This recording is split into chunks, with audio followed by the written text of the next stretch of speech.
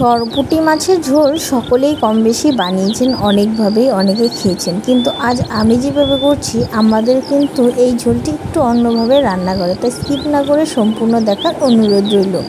প্রথমেই লাগছে আমাদের সরপুঁটি, অনেকগুলোই ছিল, এখান থেকে 3টে নিয়েছি। এই এতটুকু মাত্র ঝোল দিয়েই কিন্তু আমাদের সকলের হয়ে যায়, কেননা 1 পিস মাছ আর একটু ঝোল হলেই 1 থালা ভাত যে কখন খেয়ে নেবেন নিজেও টের পাবেন না।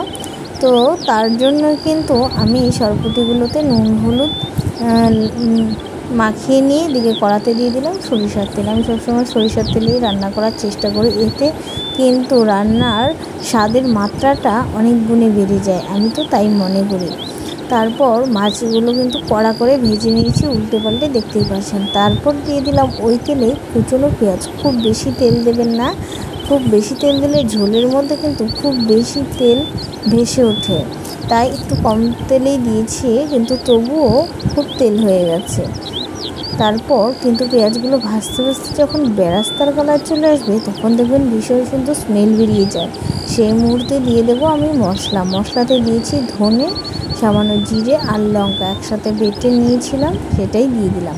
আর কোনো রকম মশলা অ্যাড করিনি, ঘরোয়া মশলা। তারপর কষাতে যখন তেলটা ছেড়ে যাবে তখন দেখতে পাচ্ছেন মাছগুলো দিয়ে মাছের সাথে কিন্তু কিছুক্ষণ কষিয়ে নিচ্ছি আমি। মাছগুলোর সাথে কিছুক্ষণ কষিয়ে দিয়ে দেবো পরিমাণ মতো ঝোল। এটা কিন্তু ঝোলেই রান্না করছি আমি, কিন্তু এটা মাখো করবো না, হালকা ঝোলেই থাকবে। তারপর কিছুক্ষণ আবার হালকা আঁচে ফুটিয়ে নেব, আর তখন দেখবেন সাইডে কিন্তু তেলগুলো সরে সরে কালচে কালার ধরে গেছে, তখন বুঝতে হবে ঝোলের জাল আমাদের হয়ে গেছে। তো কেমন হয়েছে রান্নাটি অবশ্যই কমেন্টে জানাতে ভুলবেন না।